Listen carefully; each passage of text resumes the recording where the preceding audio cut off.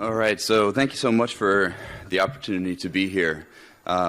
This is a very clear and natural transition going from research design into acute cardiac care. So just like to thank the planning committee also for that. And so also just want to thank the planning committee for the opportunity to be right before lunch. So I know many of you are probably hangry right now, but I assure you I will try to stay within our hour restriction as much as possible. So today we're going to talk about acute cardiac care, and for the purposes of this lecture, it's going to encompass advanced cardiac life support, therapeutic hypothermia or targeted temperature management, and then hypertensive crisis. And I'm sure many of you are aware that there have been some changes in our practice patterns and the associated guidelines within each one of these specific topics, and so we'll discuss those as we go along.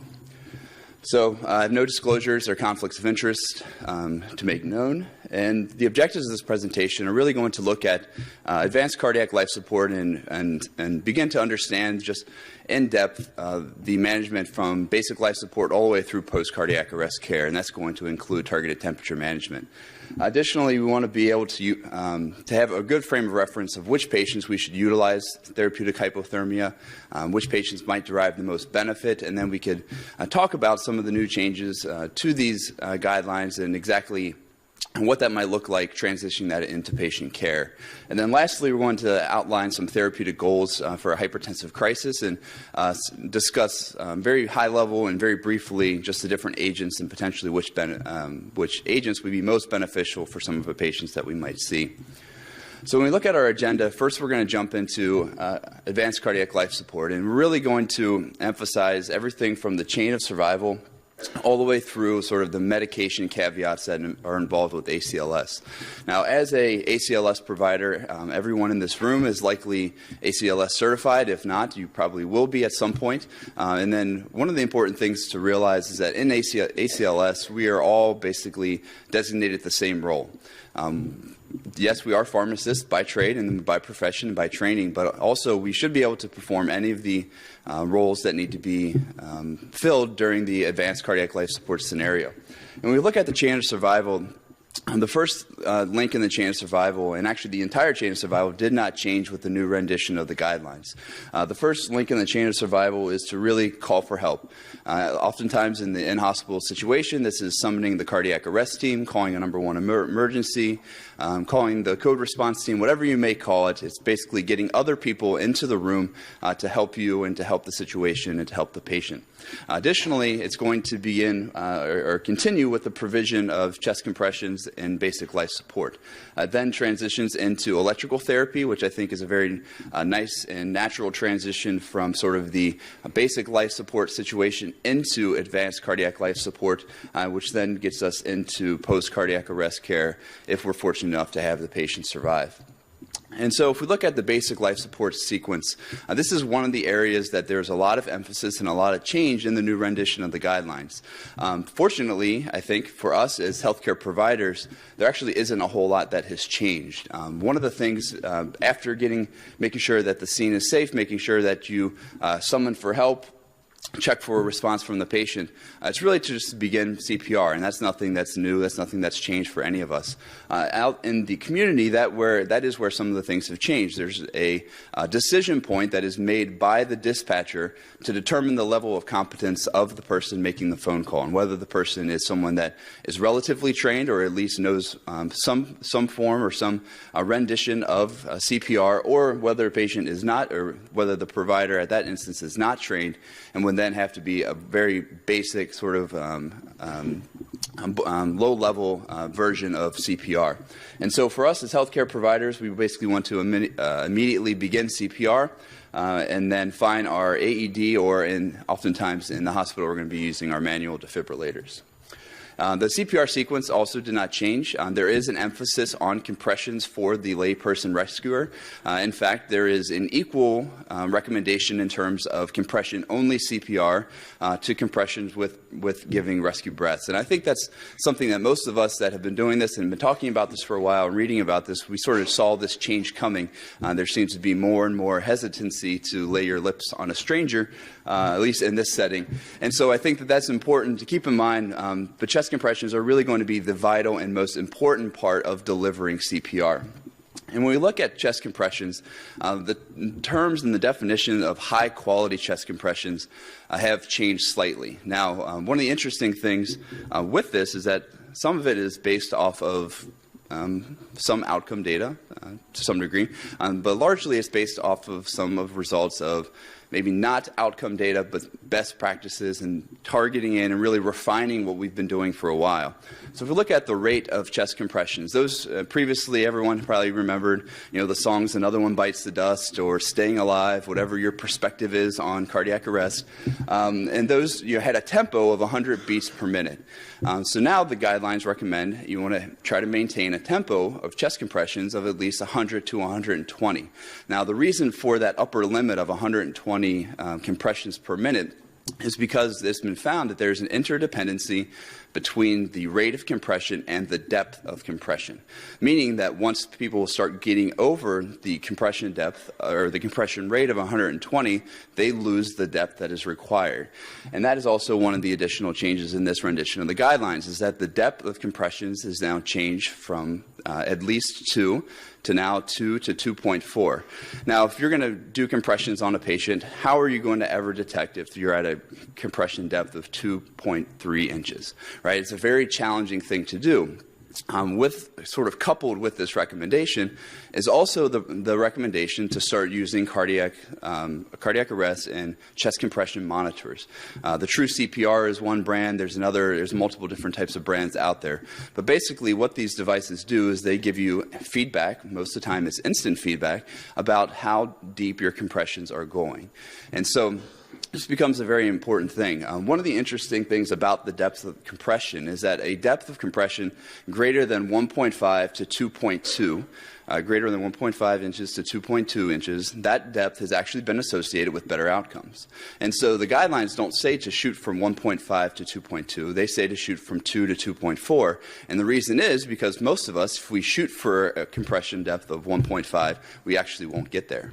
And so one of the other things that's very interesting with the depth of compression is that looking at the efficacy, we just mentioned 1.5 to 2.2 is technically the goal range, though the guidelines say slightly different, is that once you get over 2.4, that's when you actually start getting more injury to patients. Okay, and so this is sort of the first time, at least in this specific part of these guidelines, where the safety of the intervention is actually being incorporated into the guideline. You start getting more fractures, you start getting more injury when you start getting a depth of compression that's greater than 2.4. In terms of recoil, I always want to make sure that there's recoil with each individual compression. Minimizing interruptions is 100% again emphasized throughout the entire guideline. You can't really read a paragraph or two without seeing a point to re-emphasize to minimize interruptions. And then again, the idea of excessive ventilation and avoiding that is re-emphasized, and we really want to make sure that we are focusing in on the compressions, as those are going to be the most important part of providing perfusion to our vital organs during CPR. So in our first patient case, we have a patient, AJ, who's a 52-year-old woman who presents to your ER with dizziness and chest tightness. Shortly after triage in the ER, she loses her pulse. The ER code team is summoned, and you're part of that team, and chest compressions are started. So which of the following is most correct regarding chest compressions for this patient? Is it A, patients should receive hands-only CPR, B, we need stat IV access to deliver medications, C, chest compressions at a rate of 100 to 120, or D, chest compressions at a depth of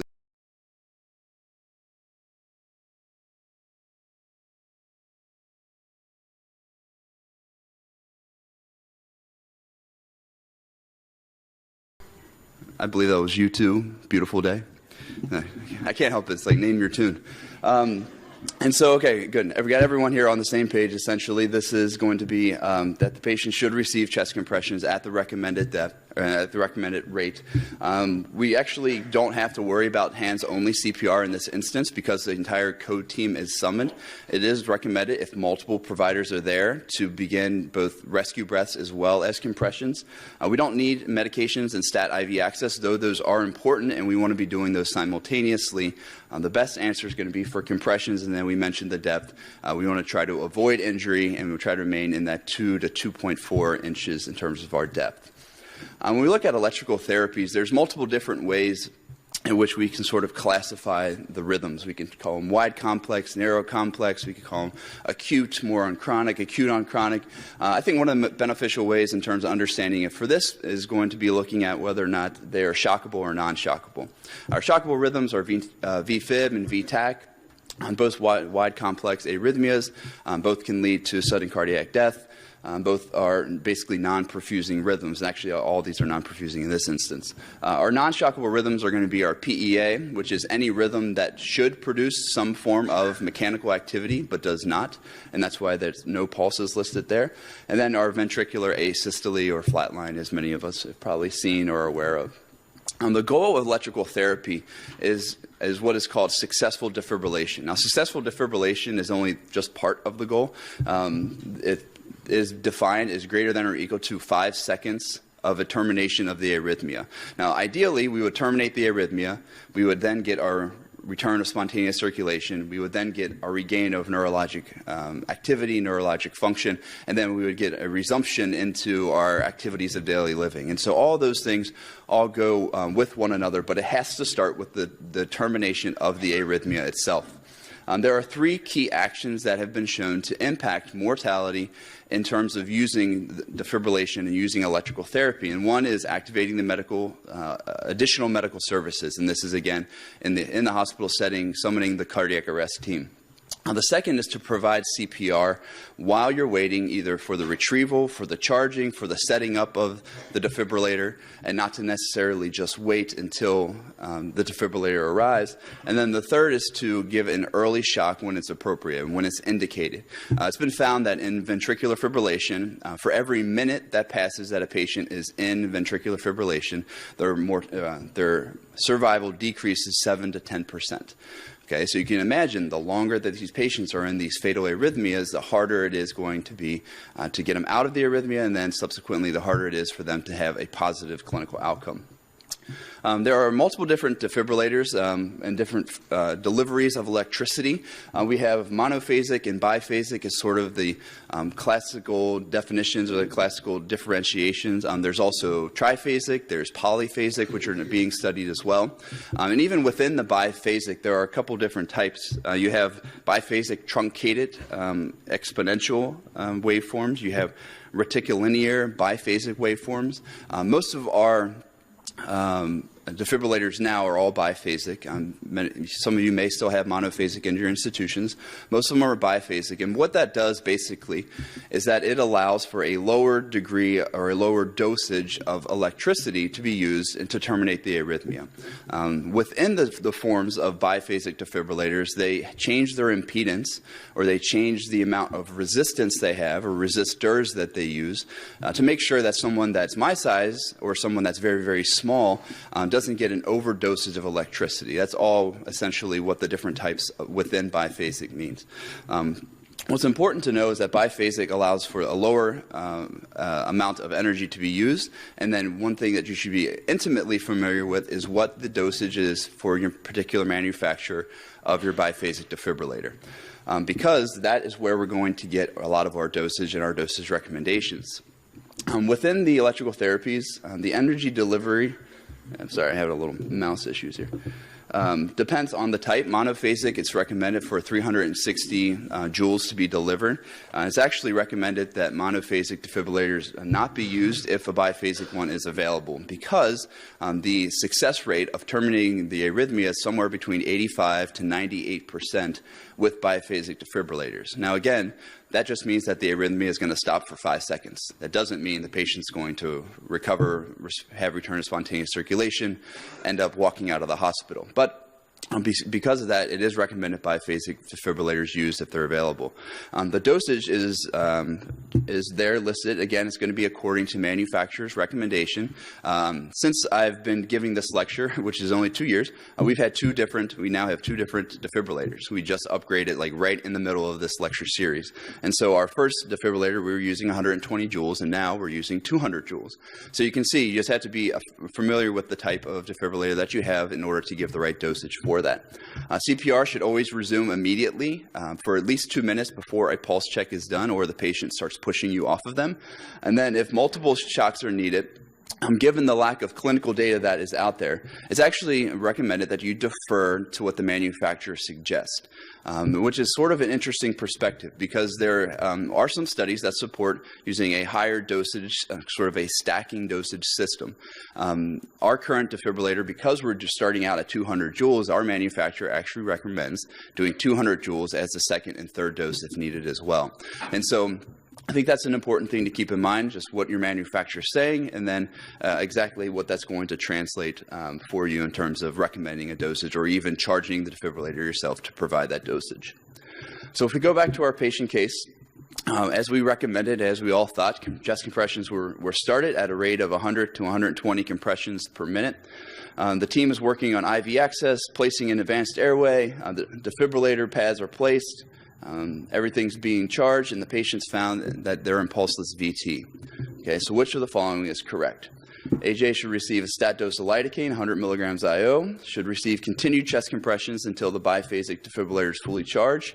Compressions should cease, so an advanced airway should be placed, or a stat dose of 120 joules of a monophasic defibrillator should be delivered.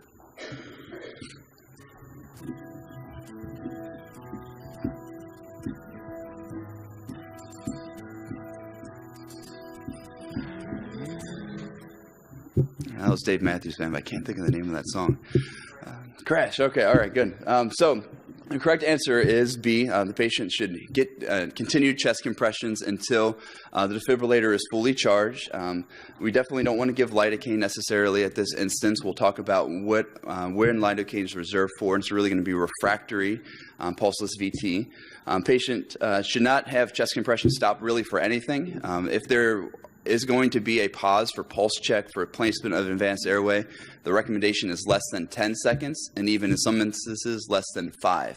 Okay, so if you can just count yourself to 5 or 10, that's as long as we can have for interruptions of our chest compressions. And then lastly, answer D is incorrect because this is a monophasic defibrillator. That would be the correct dose and correct answer for a biphasic defibrillator, but monophasic is going to have a higher energy that's going to be required. When we transition from our electrical therapies into advanced cardiac life support, we then continue a lot of what we just talked about. We continue the provision of high-quality CPR. We start considering and we begin discussions about an advanced airway. We're not going to talk a lot about airways and breathing. A lot of that information is in the chapter for you. But airway management in the cardiac arrest situation can be done with a simple bag mask ventilation, or it can be done with an advanced airway. There isn't necessarily an urgency unless it's a hypoxic arrest of really going one way or the other. One of the important things also is to consider our reversible causes. Many in this room, I'm sure, can just rattle off these H's and T's, but basically, as an exercise, I think it's a very good thing to go through each one of these out loud as a cardiac arrest team and just check these off the list of reasons why this patient should or could have went into cardiac arrest. And then lastly, when we start getting to ACLS, we have some very specific rhythm-dependent medication management caveats and recommendations. But before we get into those, I think it's important to talk about drug therapies in general and talk about some of the rhythm-independent things that surround us as pharmacists and our role in this. The goal of medications in cardiac arrest is to improve and increase myocardial blood flow and increase return of spontaneous circulation. Now, if this is a medication like amiodarone, we're going to do so by terminating an arrhythmia. If this is medication like a vasopressor, like epinephrine, we're going to do so by sending more blood back into the heart to perfuse our coronary arteries to provide our systemic vascular resistance that we don't have in the cardiac arrest situation. And so there are really 3 or 4 types of ways of giving medications. We can give them centrally, through intravenous route, through an intraosseous route. We can give them peripherally, or we can give them endotracheally. Now, a quick participation thing. Does anyone, by a show of hands, who has a intraosseous gun that arrives at the cardiac arrest with the team? By a show of hands. Okay, so that's actually about half of the room. Okay, good. So we do. And actually, I gave a similar lecture in China. And actually, in China, they don't have intraosseous guns. Okay, so endotracheal therapy and endotracheal administration was a very important discussion for them because they don't have that form of route of administration. Now, for those that do have it, I would recommend that you continue to use that, continue to implement that, be very familiar with it. Go to a training session, learn how to do it yourself. It's actually kind of creepy, but also cool at the same time. And then if you don't have it, really talk to whoever's in charge of your cardiac arrest team. One of the important things with medication is that there is a significant delay in getting medications to the site of action in a cardiac arrest. Something as simple as epinephrine, there's actually a delay in peak effects of 1 to 2 minutes in CPR, even if you give it centrally. Okay, so you can imagine if you're giving it peripherally to some very small access point that may or may not even extravasate or blow as you're trying to infuse it into the patient. And so one of the things, central administration is always going to be preferred. And one of the challenging parts with central administration, though, is that a lot of times patients don't have it. And so you either have to attempt to place it during the cardiac arrest, and if you've been to one where this is being attempted, you've seen how kind of non-sterile, for lack of a better word, that becomes. And then also to consider the patients using the intraosseous gun is a replacement of that central IV access. One of the, I guess, benefits of peripheral IV access is that most of our patients do have it. In a cardiac arrest situation, you can give any medication through a peripheral IV. Now, of course, we could argue back and forth about the effectiveness of that or the safety with that, but in a cardiac arrest situation, I think most of us would agree that that's probably important. One of the things to keep in mind, though, is that there really does have to be sort of a following of the medication with boluses of normal saline. So we give at least 20 cc's. We have our normal saline syringes pre-filled. I'm sure many of you do as well. And so we just give 2 of those after our peripheral administration of our vasopressors. And then endotracheal is very challenging. I'm just so thankful that we have intraosseous now because there's a lot that's unknown about endotracheal administration. Even for a medication that as well studied as epinephrine, which most of us would say the target dose is 2 to 2.5 times the IV dose, there have been studies that say you have to give up to 9 times the amount of epinephrine endotracheally than you have to give IV. And so because of that, we have a range of 2 up to 9 times the amount of epinephrine. I think that makes a lot of us in this room probably a little bit uncomfortable recommending a specific dose from the medication. Additionally, we only have a limited amount of medications. We have the naval medications. So we have our naloxone, atropine, vasopressin, epinephrine, and lidocaine. And so not all of our medications can be given this route. And then we have to dilute the medications down, which puts another step in the medication administration process in an already urgent situation. And then lastly, despite all of that, we still find that we have lower serum concentrations. And so I think endotracheal route, if we could avoid it, if we can start even eliminating that, we could for this specific indication and move towards our intraosseous and intravenous as we have it. When we look at medications, this is where we start to get into some of the changes in the guidelines. And so many of you have read probably that vasopressin is no longer in our algorithms, especially for pulseless VT and VF. This wasn't because vasopressin was found to be inferior to epinephrine. It wasn't because it causes more morbidity and mortality. It was simply because the writers of the guidelines wanted to simplify the way that we think about cardiac arrest and really emphasize chest compressions. And now we have one medication that we have for the specific indication for our vasopressors. And so epinephrine is going to be given 1 milligram every 3 to 5 minutes. It increases coronary perfusion pressure. One of the sort of unique things in our what we would call shockable rhythms, there are some out-of-hospital studies, out-of-hospital cardiac arrest studies that have looked at the timing of epinephrine. And it does seem to be that the earlier you give epinephrine in the shockable rhythms, the better, or the not worse they do. So I know it's like a double negative. But they don't necessarily do better clinically, but they might have a better chance of having return to spontaneous circulation. But as with anything, there's major limitations to those studies. Even some of those studies included a non-epinephrine arm, which of course would be hard to compare what the actual effect of epinephrine would be and to that. So that's something to keep in mind, but epinephrine, there's also, the further discussion about what the role of steroids is going to be. I'm sure many of you are familiar with the JAMA article in 2013 that looked at using methylprednisolone as an IV bolus, plus vasopressin, plus stress dose steroids after. I think most people would agree that there's probably something in there, but because of the study design and the multimodal facet design of it, it's hard to delineate what exactly led to the benefit. And I think that's pretty very concurrent with what the guidelines say. If you want to try that and you want to implement that, please go ahead. But we need more data to support what that's going to look like in the future. In terms of our antiarrhythmics, these are going to be reserved for what we call refractory pulses VT and VF.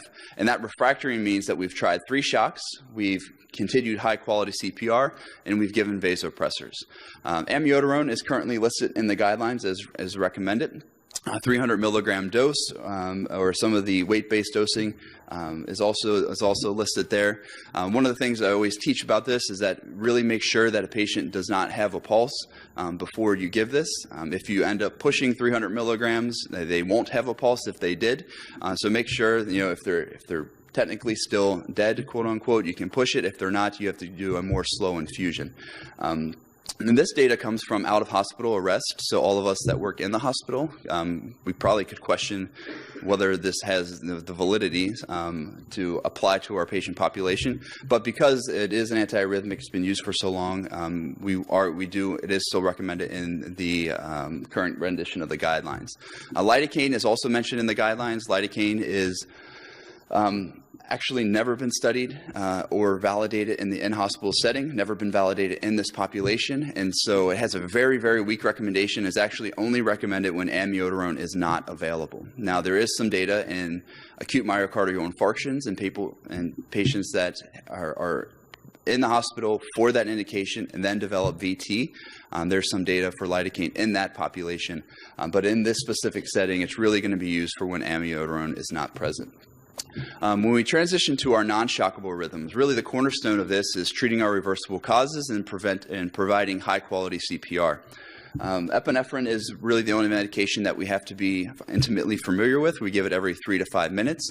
And one of the cool things I think that's changed is that there has been demonstrated a time dependency towards outcomes in giving epinephrine in hospital and out of hospital in non-shockable rhythms. In the in-hospital setting, it's increased the rate of return to spontaneous circulation, survival to discharge, and discharge in a neurologically intact fashion if you give it less than 4 minutes. And that was compared to giving it at incremental time periods beyond 4 minutes. Now, I would ask, probably anyone in this room, how quickly are you giving epinephrine? And I hope that most of us are within that 4-minute range. But of course, everyone's been to that scenario where they're coding an MRI, you actually can't find the room. And then you finally get to the patient and it's probably, in that 4 or 5 minute, 6-minute range. And so I think it's important, just again, the emphasis of early decisions, early therapy, early detection of the arrhythmia.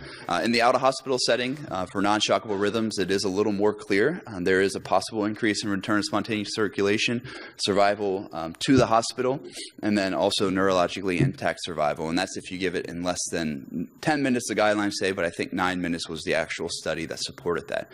And so again, a very short time window. So I don't know where you live at in your respective communities. I live 2 miles away from the nearest hospital, but it would take probably 30 minutes in Chicago traffic to get to me. So I'm out of luck in this instance. So. And PEA and asystole, because hypoxia is a very common cause of cardiac arrest, there is a little bit more of an airway emphasis for this specific arrhythmia, but we're just going to leave that right there. So there are multiple drugs or medications that have what I call questionable utility, and this isn't utility in general, but it's really going to be for the sort of undisclosed cardiac arrest situation. Now, atropine, many of us know that's sort of one of the drugs of choice for symptomatic bradycardia, and so we're not discrediting it for that, but in the cardiac arrest situation has not been found to be useful and was actually removed from the 2010 rendition of the guidelines. Vasopressin, again, a medication that's very useful for our septic shock patients, but this medication, again, was removed for simplification purposes from this rendition of the guidelines. Calcium, very useful for hypocalcemia, very useful for some specific overdoses as well.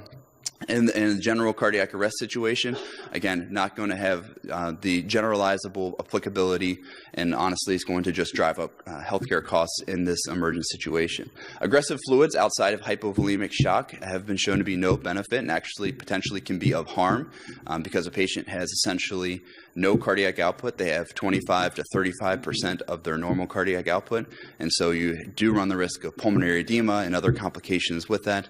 But of course, hopefully an advanced airways being considered. And then the sodium bicarbonate is the last medication in this group. Sodium bicarbonate, I sort of have my David Letterman's top 5 reasons to not use sodium bicarbonate. One of them is that it can cause some coronary artery vasoconstriction, which can decrease your perfusion to the coronary arteries in the acute situation.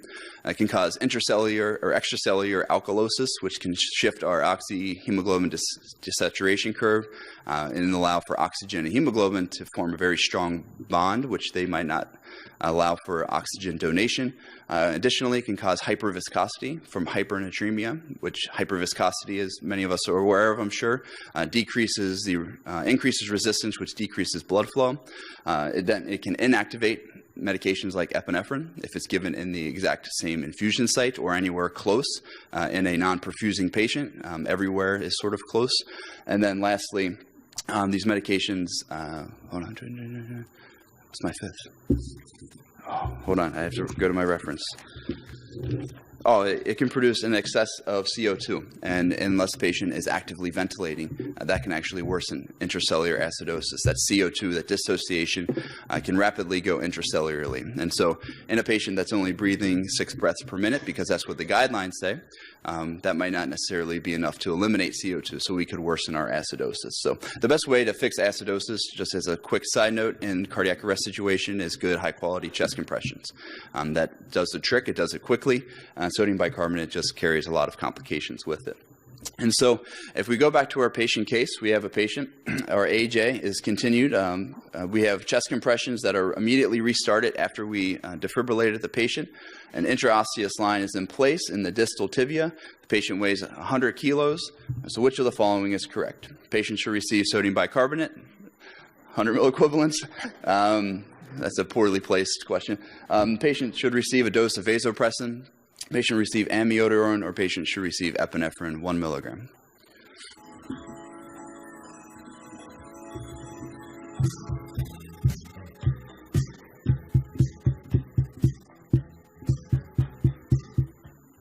I have no idea what that one was. Okay. Anyone know what that one was, that song?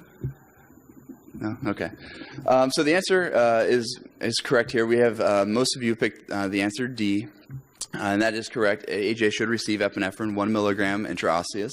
The dose of sodium bicarbonate actually is correct. It is recommended a 1 milligram per kilo dose in a situation where you have an acute acidosis that requires this. This would not be the correct situation for that, in my opinion. Vasopressin could be an option, again, because of the simplification. We're really steering more towards epinephrine. And then we are not quite far enough to call this refractory, where amiodarone would have its role in this setting.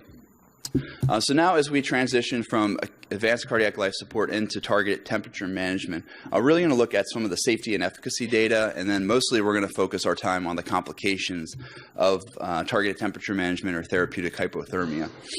So in the post-cardiac arrest period, we have recommendations to do sort of an initial and then a subsequent management.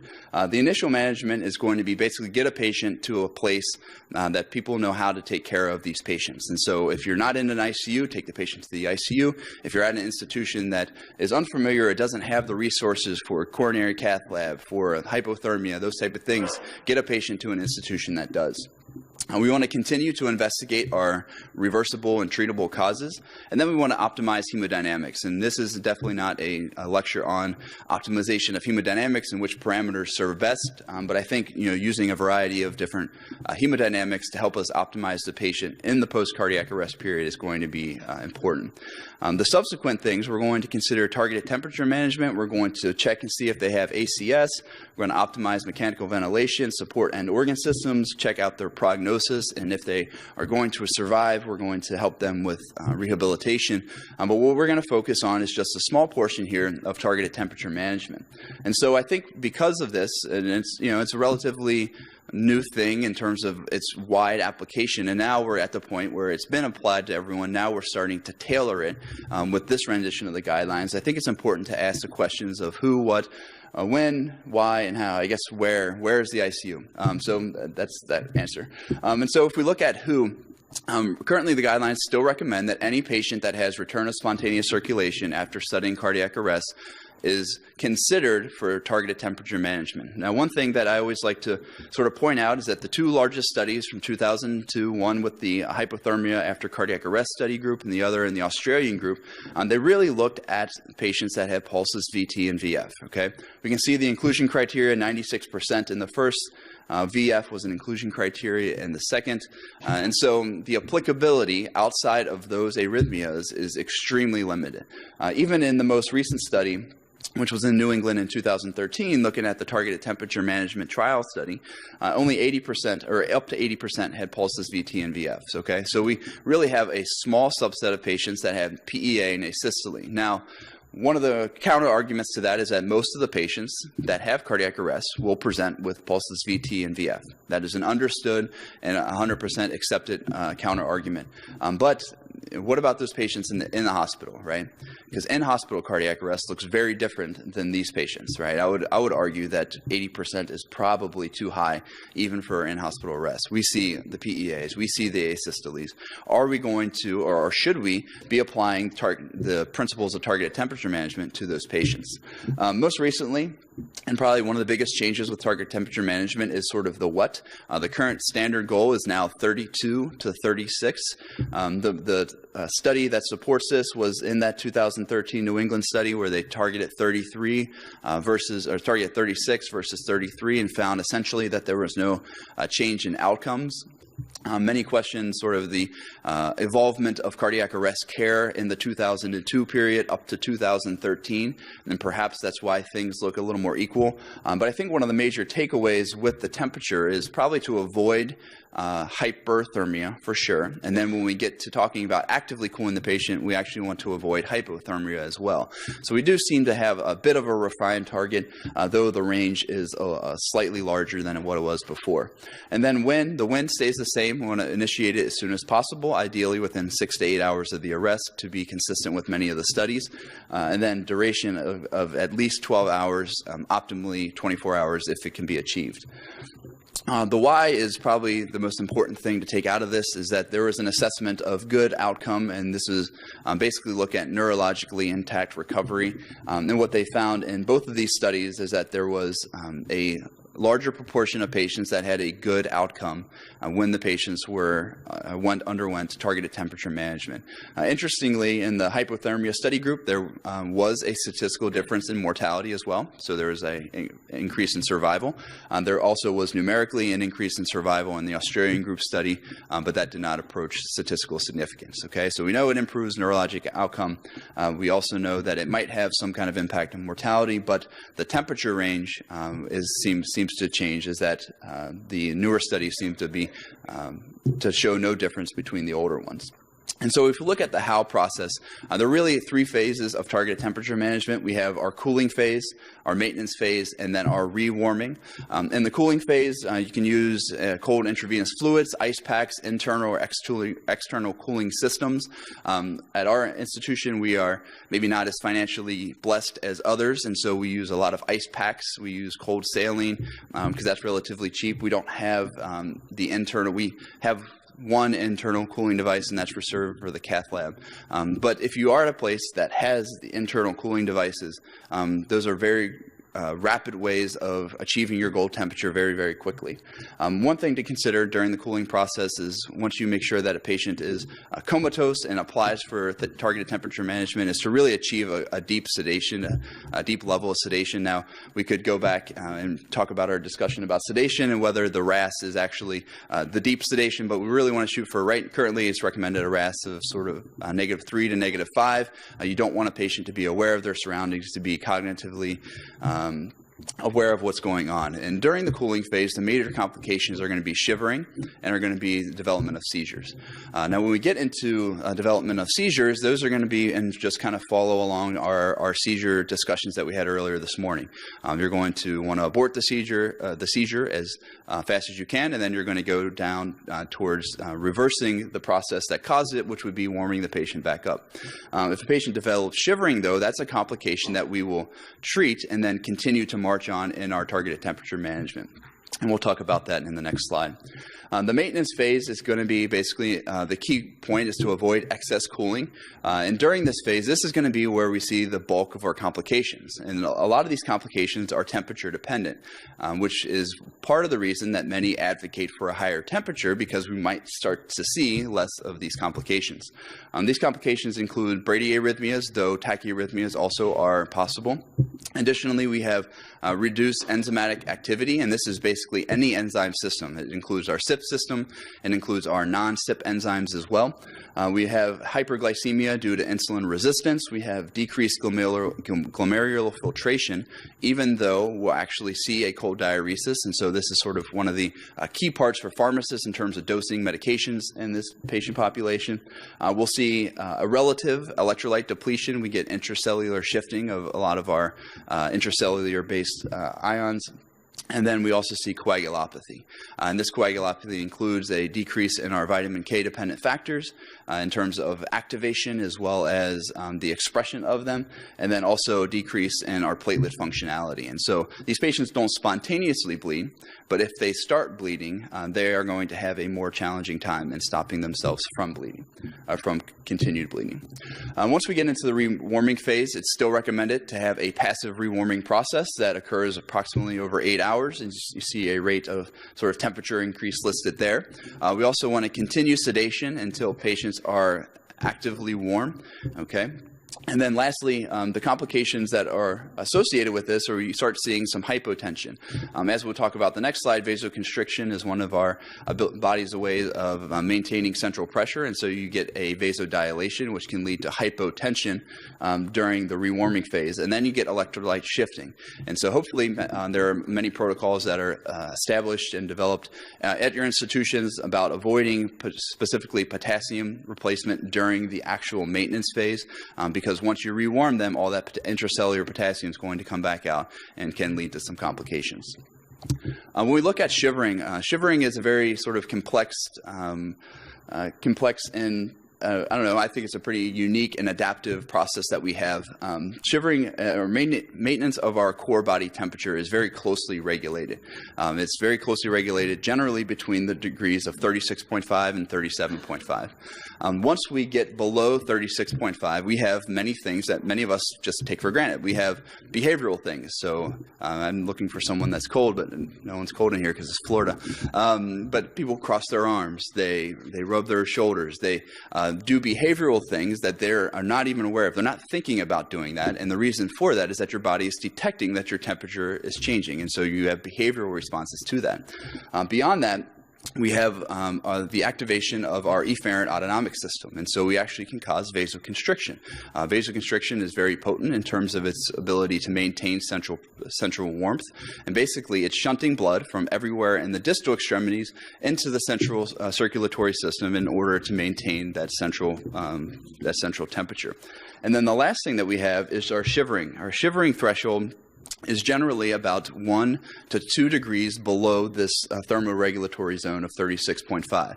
And so we're usually down around the 34.5, 34 degrees, 35 degrees, something around there.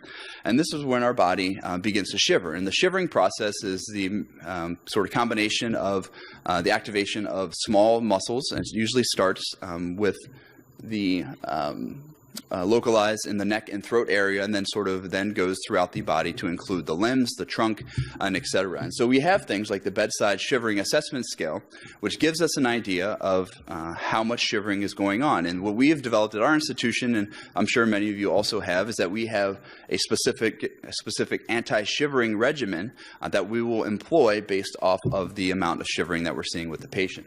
Now, medications are utilized to reduce the shivering threshold. Now, what that means is that it decreases the temperature at which your body is going to start shivering. And so there are different medications that have different effects on that. So, for example, Tylenol and Buspirone, both those medications decrease the shivering threshold by about 0.2 to 0.4 degrees Celsius. A medication that's not listed on here, and it's intentional, is meperidine. Meperidine is actually very good at decreasing the shivering threshold. It does so up to 2 degrees Celsius. But one of the problems with meperidine is that in a patient with impaired glomerular filtration, it can increase or decrease the seizure threshold, leading to more seizures, and it's going to be very hard to dose meperidine and dose it safely for this indication. So if you're going to use meperidine for this, it has to be used with extreme caution. Dexmedetomidine and clonidine also decrease the shivering threshold. They do so by about 0.8 degrees Celsius, okay, so it's a little more modest of effect. And then you get into other agents that actually can stop shivering. Deepening sedation is one of those things. Propofol is unique in that it can decrease sedation or increase sedation, which is one mode of working, but that also changes the shivering threshold, and it does so up to a degree Celsius in a dose-dependent fashion. So if you use very high doses of propofol, you could get even more bang for your buck for that. But of course, caution has to be used with hypotension, bradycardia, everything that we just heard before this morning. Paralysis, of course, would be sort of the last option for this from a medication standpoint. This would physically stop the muscular response to shivering.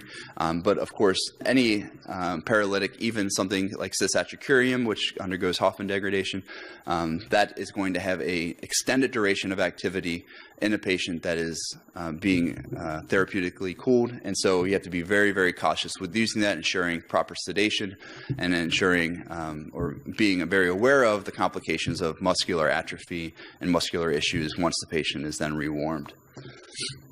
So after 10 minutes of resuscitation, AJ has return of spontaneous circulation but remains comatose. Which of the following is correct about targeted temperature management for AJ? AJ should have a targeted temperature of 32 to 36. AJ should not be initiated because he has pulseless VT and this wasn't studied. AJ should have targeted temperature management less than 32, or AJ should not have targeted temperature management because it has not consistently improved survival.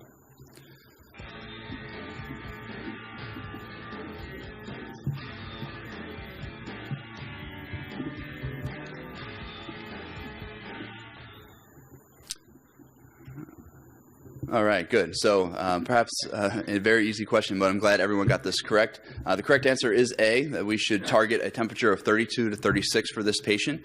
Now, one of the interesting discussions I think moving forward is going to be, okay, should we target 32 for this patient, or should we target 36?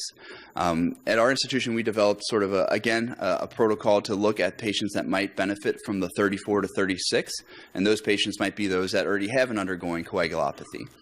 Or patients that have impaired organ systems where if we give any medications and we know that they're going to have a prolonged duration of activity already. In a patient that doesn't have those comorbidities, we might target a temperature that's in that 32 to 34 range. Or if a patient is known to have some kind of traumatic brain injury where, again, targeted temperature management has been beneficial, again, maybe that 32 to 34 range might be important. And so I think more is going to become in terms of refining this further and looking at subsets of populations. But in terms of this, this correct answer is definitely 32 to 36. So now we're going to sort of change paces a little bit. We're going to transition into hypertensive crisis. Our hypertensive crisis, we're going to focus on sort of what the goals are. We're going to look at exceptions to those goals, to those standard goals, which is becoming more and more of an exhaustive list. And then we're going to look at agents that are recommended for the different types of hypertensive crisis. And so by definition, hypertensive crisis is a systolic blood pressure greater than 178 and a diastolic blood pressure or diastolic greater than 109. This is actually a definition that I'm not really a fan of presenting or even using because it doesn't tell you anything. Hypertensive emergency becomes a little more lucid in terms of our understanding, and this is where you have those abrupt rises in blood pressure, oftentimes as defined in the hypertensive crisis, but you have accompanied organ dysfunction. Hypertensive urgency is when you have those abrupt increases in blood pressure, but you don't have any signs of organ dysfunction. And so I think that those are just important as ICU practitioners. We should always, begin investigating immediately when a patient is this hypertensive, whether or not they have organ dysfunction, and going through the most likely causes of that. And when you think about those, there are different studies, and this is a bit of an older one. This is from actually 1996 that look at sort of the incidence or prevalence of the prevalence of the different types of organ dysfunction. If we look at the brain, this seems to be the most common organ that becomes dysfunctional with hypertensive crisis. And there is some benchtop data that suggests that this is also true, looking at sort of animal models and how the brain deals with hypertensive changes throughout the course of years and things like that. But you can see cerebral infarction and encephalopathy, and you also can see our intracerebral or subarachnoid hemorrhage because of this. And the second most common seems to be the heart. And you can get acute pulmonary edema because of acute left-sided heart failure. You can get acute congestive failure, so that'd be more sort of either your mixed picture of left and right failure or just right failure. And then you can have your acute MIs, and this would be more of, again, ischemic injury going to the heart. And then our acute kidney injury, as many of us are aware, it feels like, in my opinion, that this is the most common, at least for us in the medical ICU, but this is not necessarily the most common one overall. And so we look at our treatment goals. The general goal, and I'm just going to state it like that, the general goal is to reduce our mean arterial pressure within the first hour by 25%, with the caveat that we want to make sure that our diastolic blood pressure is greater than 100. Over the next 2 to 6 hours, we want to shoot for a systolic blood pressure around 160, with a diastolic, again, in that 100 to 110 range.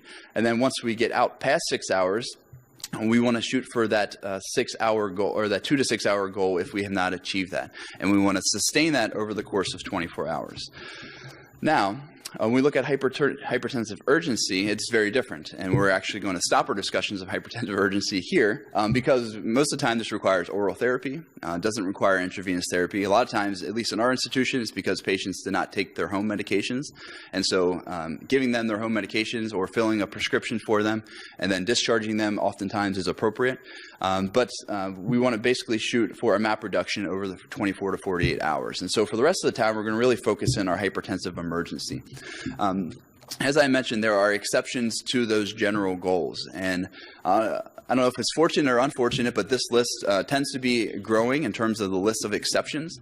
Aortic dissection, though it's relatively an uncommon presentation of hypertensive crisis, is one of the exceptions. The rationale behind it being an exception to those goals is that the propagation of aortic dissection is related to shear stress. Shear stress, if we all dig way back into our physics understanding in classes, however long ago those might be at this point, is basically related to the change in pressure over a relation to time.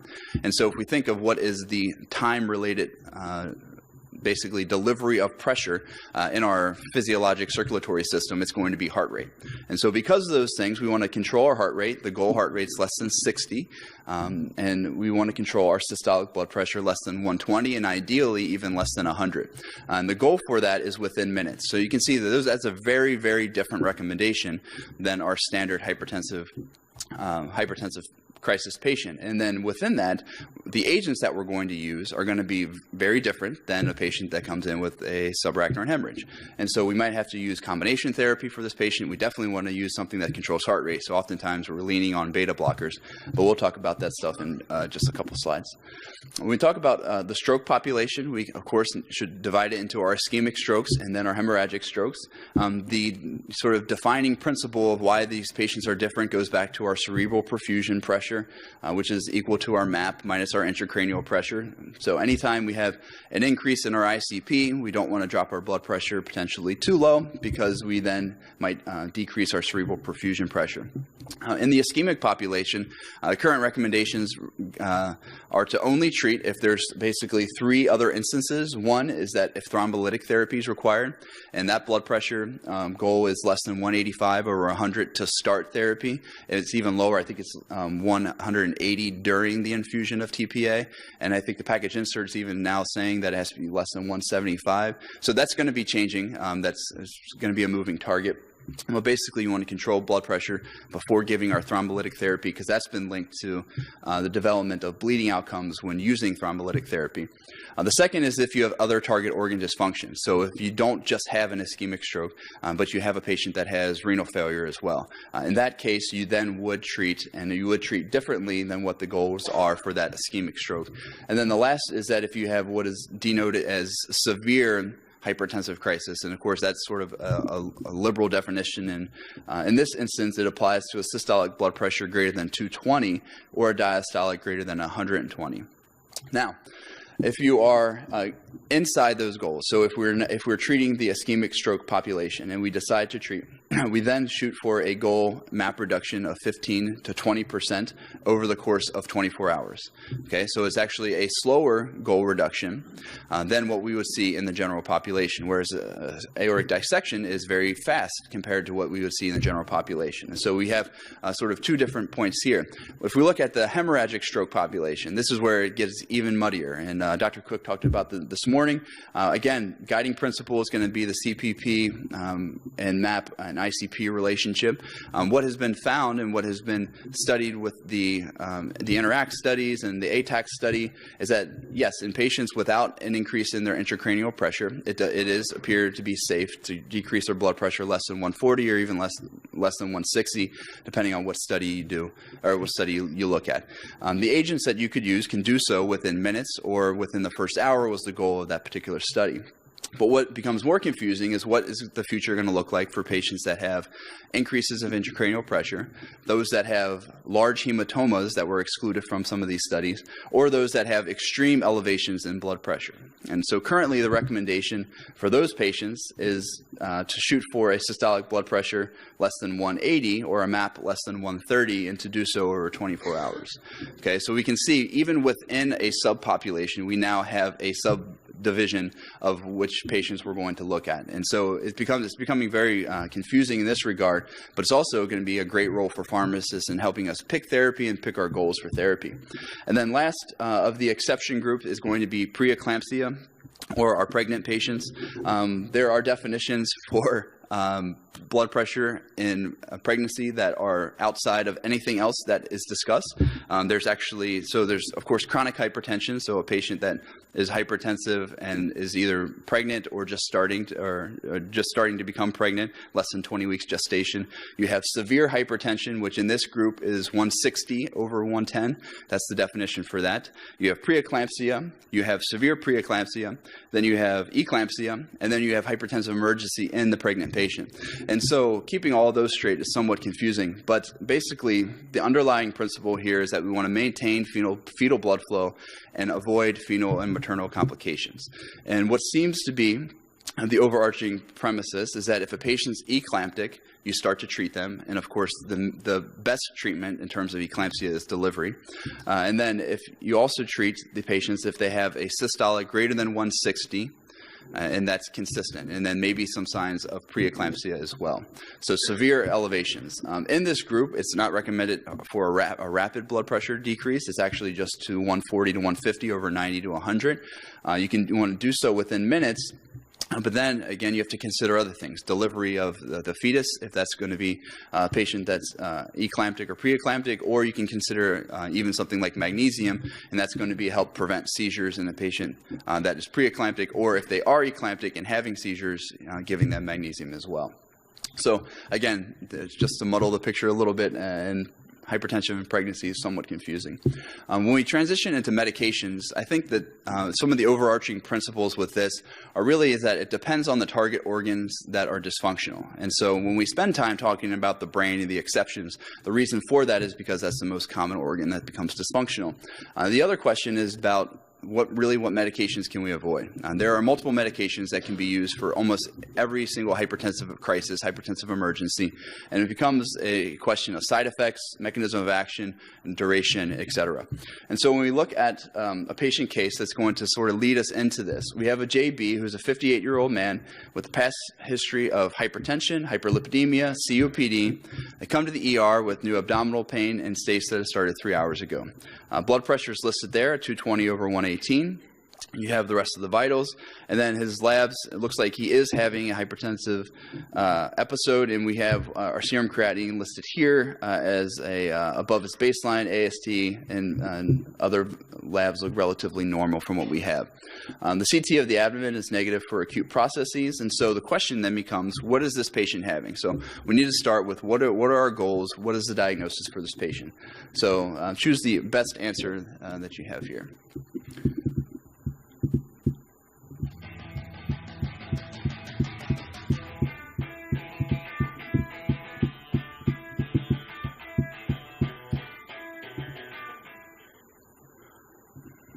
Or is it Red Hot Chili Peppers?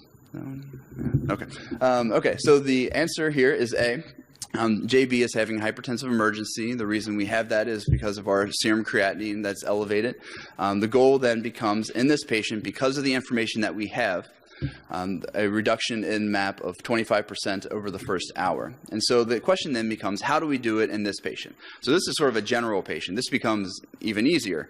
So we have our vasodilators, which are oftentimes considered sort of the first-line therapy. Nitroprusside, actually current recommendations, and this was a bit contrary to what Dr. Cook was joking about earlier, is that nitroprusside is actually recommended as the first-line agent for almost every indication. Now, there are side effects that basically eliminate it out of most of our utility. But nitroprusside, outside of the patient group of elevation in your intracranial pressures, really can be considered first line. The concern with liver failure and cyanide accumulation and renal failure with thiocyanate accumulation, those things happen a little further into the course of using nitroprusside, and in the first 24 hours, those have actually shown to have been safe. They actually only occur in patients that get very, very high doses. And what I've seen with nitroprusside is that patients respond to very, very small doses of this. One additional consideration would be any patient that presents with acute anginal symptoms, because there is this concept of coronary steal. Basically, you're vasodilating coronary arteries, and you have the ability to vasodilate healthy ones more so than you can from ischemic ones. And so if you are going to shift blood flow into the coronary arteries, you might end up perfusing a healthy coronary artery better than the ischemic one, which is counterintuitive to what we actually want to do. Hydralazine has sort of its unique place in therapy, is that it is very safe and used as one of the best studied agents for pregnancy. It can cause some prolonged hypotension if you overshoot, so I think that that's the caution to take away with hydralazine. Some of these other side effects in terms of reflex tachycardia, that can be for any agent that causes vasodilation. And then the headaches and lupus-like syndrome, that's again going to be more with chronic therapy. In terms of head-to-head therapy, though, with labetalol and hydralazine, it does seem like labetalol actually might be somewhat more preferred of an agent for pregnancy. And so there might be, something to that. And again, so, if you do have an agent that you want to pick for a pregnant patient, is again, within each individual population, it's important to understand and look at the data that supports using one agent versus the other. Nitroglycerin is going to be used, and I'm sure many of us use it for rapid preload reduction for patients that have acute heart failure in any different degree, whether it be left side or right sided heart failure. It is more of a venous vasodilator. There is the concept of tachyphylaxis, and so we find ourselves titrating this up very rapidly over the first 24 hours, and that often leads to dose-limiting side effects. When we move into other vasodilators, we have our calcium channel blockers, clofidipine and nicardipine. Clofidipine being sort of the rapid-acting form of nicardipine, works within minutes. One thing to keep in mind with clofidipine is that it's formulated in an oil and water formulation, so it provides significant kilocalories and would not be advised to be used in patients that have an egg or soy allergy. So that's just another step of caution with that. Nicardipine is sort of going to be one of the go-to agents specifically for intracerebral pathology. And so in those patients, one thing to keep in mind is that once you do start infusing a large amount of nicardipine over an extended period of time, it can lead to a large amount of volume depending on the formulation and the vial that you have. So just something, again, another thing to be concerned about, another thing to monitor for. Phenoldiprem is not an agent that I have a lot of familiar with. It's not on formulary at our institution. It actually went under review and was rejected. It can be used for most indications. There is some caution out there about using it in patients with an increase in intracranial pressure. It does cause some reflex tachycardia potentially, again, because it's a vasodilator. It has this unique mechanism is that it's a dopamine 1 specific agonist. It can cause some hypokalemia, flushing, and can worsen glaucoma. So again, sort of a unique side effect profile just to keep in mind and if you get to use that agent. When we look at our beta blockers, we have 3 different agents in this class that can be used. We have esmolol, labetalol, and metoprolol. With our esmolol and metoprolol being our beta-selective agents. Esmolol is a very rapid short-acting. It's metabolized by red blood cell esterases, and so we don't have to worry about organ-dependent elimination, which is very helpful for this. It does have a very short onset of activity as well as a short duration, and so it's very titratable. Should be used in caution, as with all the beta blockers in patients that have any kind of acute heart failure process. So we don't want to use a negative inotrope in an agent or in a patient that has some existing acute heart failure episodes. Labetalol, as I mentioned, it is good and safe in pregnancy. It also, because it works as a beta and alpha agent, can be used. It's been hypothesized and been studied in some older studies that it can be used for things like aortic dissection by itself. Labetalol was never really initially studied as a continuous infusion. It's probably best used as a IV push agent because of its kinetics, and I'm sure that's nothing new to many of us in this room. And so because of that, I would be very cautious with using this in terms of frequent dose titrations. You also can get prolonged hypotension if you end up overshooting with that. One of the unique aspects of it is that the ratio of alpha to beta properties change in the intravenous formulation compared to that of the oral formulation. And so it is really more of an alpha and beta blocker in the oral formulation than that of the IV formulation. And so it does carry, again, the same warnings with beta blockers about patients with acute heart failure. Metoprolol is given IV push. Again, acute decompensated heart failure is a no-no. Can be used for coronary ischemia. If you're going to use it for something like dissection, definitely make sure you have a vasodilator on board. In terms of duration of activity, again, one of the longer agents compared to something like esmolol, which has a very short duration of activity. Enalaprilat, the IV form of enalapril, is contraindicated in pregnancy. It can be used for patients with acute left ventricular failure as some preload or afterload reduction, but it does have, again, a long duration of activity. You're up to 6 to 8 hours potentially with this agent, or even longer, and so you have to be very cautious with that and using it. And so we try to eliminate the utilization of this particular medication at our institution. And then lastly, phentolamine can be used for catecholamine excess, and this is going to be patients like pheochromocytoma. It can be used in conjunction with benzodiazepines for cocaine overdose. I'm sure everyone is probably familiar with the intermittent shortages of this particular medication and whether or not you can get it or have it, or who your supplier is and who do you know on the streets. Whatever it might be, phentolamine seems to be a very tricky medication to obtain and keep in stock. And so useful in a very unique population, but I would say in this particular instance, going to be reserved for just this patient group. And so if we just kind of final or wrap up with this case, this final case, this is basically a continuation of our previous case, no new information here. So if we were going to pick an agent for JB, should JB receive nicardipine, continuous IV, enalapril? Should we resume home carvedilol, or should we start metoprolol 5 milligrams IV Q6?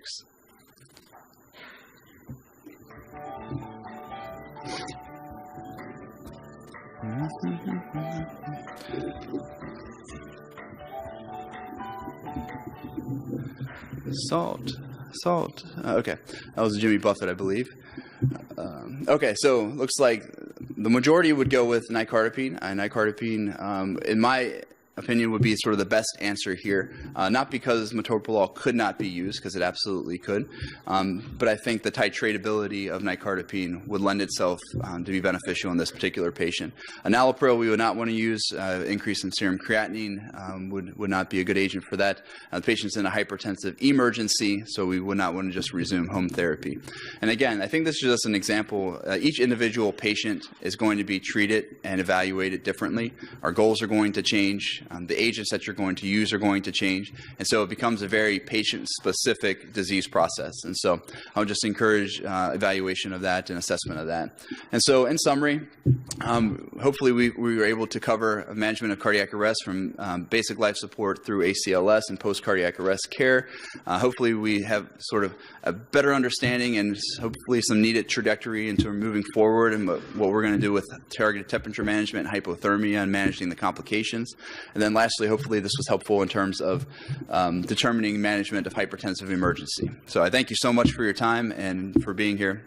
Turn it back over to Simon.